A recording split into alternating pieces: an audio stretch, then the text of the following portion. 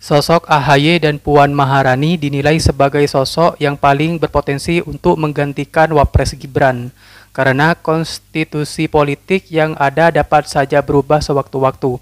Soal pergantian Wapres dengan segala polemiknya masih sangat tergantung dari partai politik di negeri ini. Jadi kalau kesepakatan elit para ketum parpol mau, ya kapan saja dan apa saja itu bisa terjadi. Oke, kalau Gibran mundur, yang gantiin siapa? Menguntungkan saya atau tidak gitu kan? Apakah misalnya Mbak Puan itu atau AHY? Nah, kayaknya barangkali sedang terjadi pembicaraan-pembicaraan seperti itu. Nah, apakah kekuatan politik yang sangat besar itu dimiliki oleh Gibran, Pak PW? Bukan oleh Gibran. Bukan oleh Gibran kan? Oleh Gibran. So artinya beneran mungkin dong. Iya. Berikutnya siapa dong jadi calon wakil presiden kita, Pak? Siapa? Gimana mekanismenya menurut Tuannya? Secara formal, kalau ini terjadi ya, misalnya pemakzulan ini terjadi, secara politik memungkinkan, itu secara konstitusi sudah diatur. Jika presiden berhalangan tetap atau diberhentikan atau dimakzulkan atau apa, maka MPR memilih wakil presiden dari dua calon yang diajukan oleh presiden. Oke. Jadi presiden menyampaikan usulan kepada MPR dengan dua nama yang disampaikan. Nah, dua nama itu bebas oleh presiden. Dua nama bebas oleh presiden, tapi kan sekali lagi itu produk politik nantinya kan, hasil kompromi pasti menghitung kan kekuatan politik apa presiden.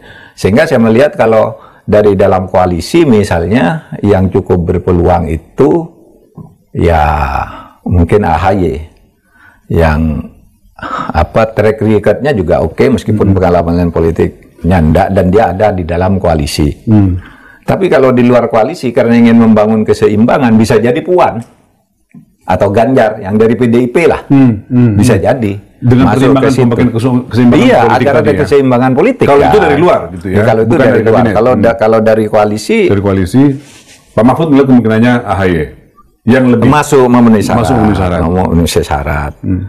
Kalau kualitas mungkin ada nama Anies, tapi kan tidak ada partainya di koalisi. Sekurang-kurangnya belum ada lah. Kenapa AHY? Soal mudahnya dan soal kompetensinya ya kalau AHY. Mudah, kompetensi dan track recordnya belum tercemari kan gitu. Ini hubungan Prabowo dengan PDIP kan semakin baik, di mana bola itu kan sekarang sudah ada di DPR kan? Di tangan siapa ketua umumnya? Ketua DPR siapa? Puan Maharani. Ketua MPR siapa? Ahmad Muzani dari Gerindra. Nah, dua partai ini kalau sudah berkoalisi berat nih. Emangnya bisa ya Gibran dimakzulkan? Yang memaksa supaya Gibran didorong, kamu mundur aja, diganti dengan orang lain. Bisa terjadi. Ide mengenai pemakzulan itu tidak sekedar menjadi gagasan, tapi dia harus ditransformasi, makanya menjadi surat dan diajukan. Dan nih orang anak kecil singkirkan aja. Kamu sekedar mundur aja. Jadi menurut Mas BW nggak mungkin dia mundur tiba-tiba? Iya nggak, kan ada pertanyaan. Maksud gua kalau lo nggak yakin bahwa Gibran bisa mundur tiba-tiba, kita selesai aja sekarang. Tugas jadi bergibah gitu sih? Iya emang channel ini channel apa?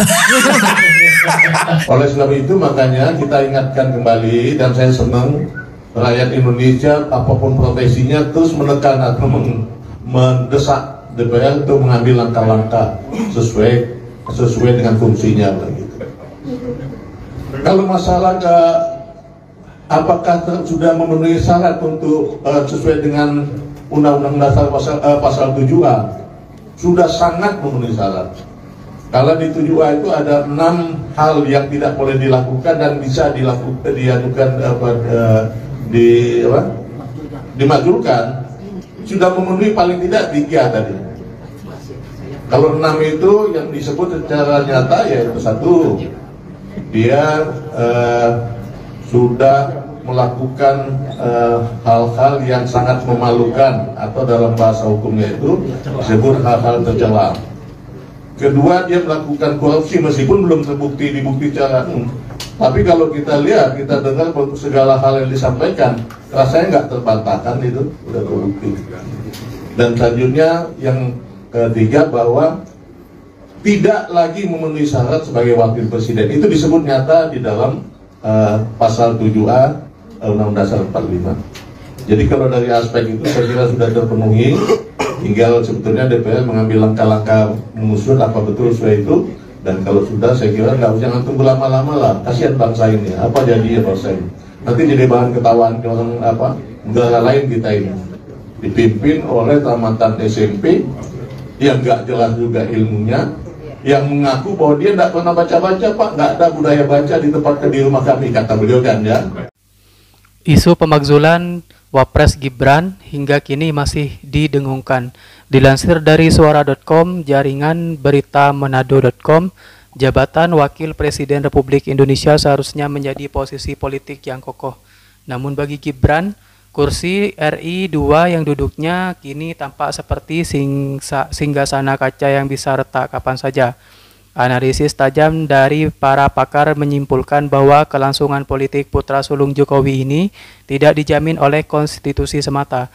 Jauh daripada itu, turun atau tidaknya Gibran dari kursi Wapres sangat bergantung pada seutas benang tipis bernama loyalitas koalisi. Pakar hukum tata negara dari STH Indonesia, Jenderal Bivitri Susanti, memaparkan analisis secara gamblang.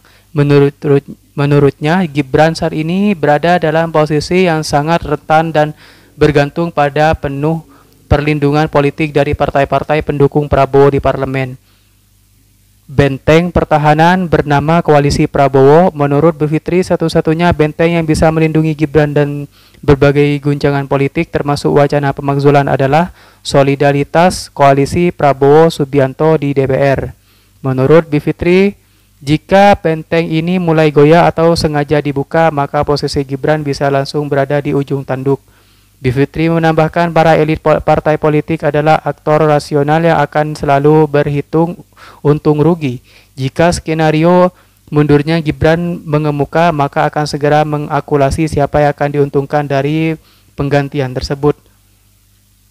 Analisis Bivitri menjadi lebih dalam ketika ia menyinggung adanya kemungkinan bahwa Presiden Prabowo Subianto berada dalam posisi tersandra oleh Presiden ke-7 RI Joko Widodo alias Jokowi. Teori ini meskipun belum terbukti didasarkan pada serangkaian indikasi yang sulit diabaikan.